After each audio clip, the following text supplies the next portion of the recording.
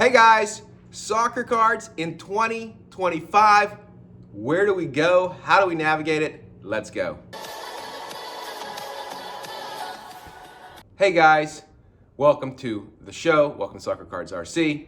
Kind of a big announcement, but this will probably be my first and last show of 2025. We shall see. But to be honest with you, I'm trying to declutter my life. I have so many things going on, and soccer cards aren't even in the top 10, maybe not even in the top 20. It's going to be an interesting year for soccer cards, for sure. There are many things that I don't like about the industry where we are right now, overprinting, too many autographs, things like that. But you know what? Real quick, I think I do owe it to all the followers. Thank you guys for following me and watching the channel. I think we've been pretty good at picking cards, having a lot of fun. Long story short, thank you for everyone who's been here. I will wrap this year up, or I will give you some ideas for this year. Right now, let's go. First off, guys, there's three big trends in soccer cards that I don't like. Number one, overprinting. We could get rid of Panini, get rid of Topps, and you still have 10 times too many cards. There's simply, the second thing is there's simply not enough collectors, right? There's a few collectors, but man, there are not enough collectors, anywhere close to being enough collectors out there. And the third thing is these autographs and box prices. It pushes a lot of kids out of the industry from getting involved. And people are chasing these autographs. As soon as they're pulled from the pack, they go down, down, down, almost the day or week after. So those are some really big things I don't like. Just a real case in point with Yamal. He has 40,000 graded cards already. These would all be rookie cards if they were graded this year. It's unbelievable. There's, 626 FIFA Pitch Kings rookie cards, not even numbered. He might have, I think, 40,000 numbered cards. Just insanity. What is the value of those 600 cards going to be in 2 or 3 years out? There's just not the collecting demand. There are way too many products. This is the problem. Now, looking ahead to this year specifically, again, way too many cards. Topps and Panini are both operating with licenses. They make money when they print cards. They really don't care that much about cards retaining value. They can put autographs and chases, and they will get money on the printing of the product. So there's going to be way too many cards. There are no big rookies this year. At least someone can tell me if I'm wrong on this one, but no one I'm excited about. Without the changes in the market structure, the soccer card market is going to continue to decline. It's just really hard facts and numbers.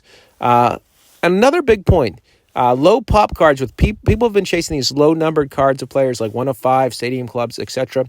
This is not the 90s. 90s, Ken Griffey Jr., Kobe, even Mike Piazza had low-numbered cards. But the reason those cards are so valuable, you see them go at these high auctions, is because there are so few of them. Now a player has just hundreds of cards that are numbered like 10 or less. So it's not the 90s. We have too many low-numbered cards as well. It also begs the question, what do you collect? So let's dive into the disclaimer. I'm going to talk about, a few cards. I want to make this very, very clear. This is not financial advice. Investing in soccer cards is risky. As I've said, virtually every card has gone down and will continue to go down after its release date. Please make your own financial decisions. I may actively buy and sell some of the cards on this list, although I probably will do a lot less buying and selling in 2025. Who knows? Hey guys, quick note along these lines is, I'll put a lot of cards on the screen and that will pop up. And those are cards I don't own. They're just editing or cards I just take pictures of. They're not mine. I own a few soccer cards. Some of them, like these ones here, are just more sentimental or more collecting value. But that's one of the reasons I really don't love doing this publicly, is some people might think I have tons of soccer cards or valuable sports cards. It's really not the case. I buy and sell only a few $1,000s, and I sell more, or I buy more than I sell. So it is a lot on the collecting side. But if you are, please note this, there's lots of vaults out there you should take advantage of. If you're posting cards on YouTube or like Instagram, where it's more common, please consider putting those cards someplace safe, keeping them someplace safe, or taking advantage of the vaults. All right, I am going to dive into some of my favorite cards, or some cards that could be good this year, but let's just take another level set. 2025, right now, I guess the best strategy is to get lucky when you gamble on packs and then sell very fast. That seems to be what a lot of dealers are doing. Could vintage be good this year? Yeah, there's a chance. I'm not saying that, but it might be a good year for that. I've always talked about low pop legends and rookies cards that there could be opportunity in. Keep an eye on AI, how fast that develops. That could do some quick analysis. I always think about this. With AI, I think this is an undervalued or overvalued card, right? And it just looks at numbers, doesn't look at how pretty the picture is or certain other aspects that might appeal to people. But AI might play into this. Who knows? I'm going to talk a little bit about collecting communities and what brands or subsets could stay relevant. And, not card related, but, I've said before, some of these authenticated match worn jerseys. And don't forget, Fanatics is involved in this. We saw in 2024, the Ruth jersey set the all-time memorabilia record. You see these home run baseballs fetching unbelievable prices. So we'll see if match worn jerseys, particularly from big events or significant events, there might be something there. All right, let's start by looking at something fun. Here's 3 prospects for 2025. Not financial advice. I'm just throwing this out here for dialogue. Groller is the guy, though, that does have that low pop rookie card. He has the 2 rookie cards, the Merlin and the Stadium Club. So he has a lot of talent. He's certainly one to keep an eye on as a good young players. Nico Paz, man, this guy is really good if people don't realize how good he is. He could be the future of Argentina football. A lot of people have said he's the best player. Ancelotti says he's the future of Real Madrid. He's playing at Como right now. He has a lot of rookie cards, though, so keep that in mind. He does have a unique Argentinian Bowman card that came out last year. It'll be interesting how the market views that. Premier League fans will know that John Duran is having a big year, putting up some big numbers. He does have a lot of rookie cards as well. It's almost impossible now to find any type of prospect that doesn't have too many rookie cards. So it is very, very tough to do prospecting. Again, not recommendations, not financial advice, but interesting players to follow. All right, guys. So people like to ask me what's my favorite sets to collect or what's the best sets. Well, I like to think of it differently. I think about it brands, right? And Kaboom certainly is probably the #1 brand in soccer. No matter what year those cards have come out, those cards continue to hold more value than what they really should. When you compare them to like Kaboom, there might be 200 copies of those. If you find a slash 200 cards somewhere else, it's pretty much worth pennies or a few bucks. So the other one I like is these gold refractors. This is Mo Salah, of course, huge Mo Salah fan. Anyway, gold refractors could be a thing.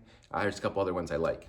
Kaboom certainly at their own level. I said potentially gold refractors because they're consistent and they have a decent brand around them. I've liked league rookie cards, tie-dye, but you could make a case for and against these very well. World Cup Prisms, those don't come out every year. Panini has put too many tie-dyes out there, in my opinion, and have numbered them differently. I know the Green Treble's a one-off. National Landmarks, that's another thing that's cool cards, but we've only seen 1 or 2 versions of that. Let me tell you, though, this slide right now is probably the reason why I don't want to do soccer card videos, because collectors, even more so than the guys who are flipping cards, they're very adamant that, this particular subset or this set should be worth more, and this is why you should collect it. And, the fact of the matter is there's like 30 out of 30,000 soccer cards I like. And when you only like 30 and you don't like 30,000, every once in a while someone sends you a nasty email saying you should like this sticker, this brand, this player, and the list goes on. And it's crazy. But this is really the argument moving forward. With so many cards being produced or have been produced, will anything be worth anything in 5-10 years? And the battle lines are drawn. Somebody likes nobility. Somebody likes red refractors. Somebody likes gold refractors. Somebody likes this subset I've never heard of. But this is the battle that I don't want to have any part of, but it is going to be very interesting in the soccer card market if anybody wins.